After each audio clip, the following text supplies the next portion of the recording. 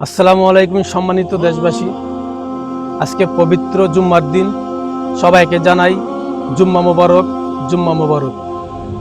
আসলে আরেকটি কথা হচ্ছে, আমাদের বাংলাদেশে শরীফ ওসমান হাদি ভাই আমাদের মাঝে আর নাই।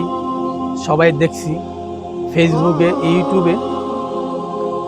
তো শরীফ ওসমান হাদি ভাই আমাদের মাঝে নাই।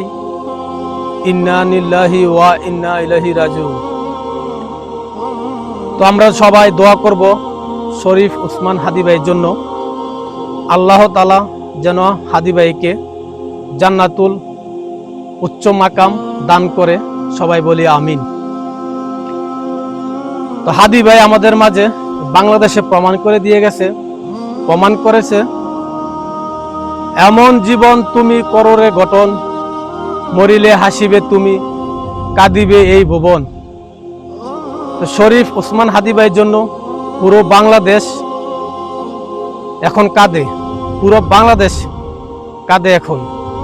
আকুল আবেদন করি আমাদের বাংলাদেশের অন্তর্বর্তী সরকারের কাছে, শরীফ ওসমান হাদি ভাইয়ের এই বিচারটা যেন বাংলার মাটিতে হয়।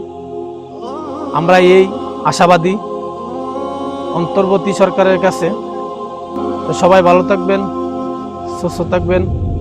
আসসালামু আলাইকুম ওয়া রাহমাতুল্লাহি ওয়া বারাকাতুহু।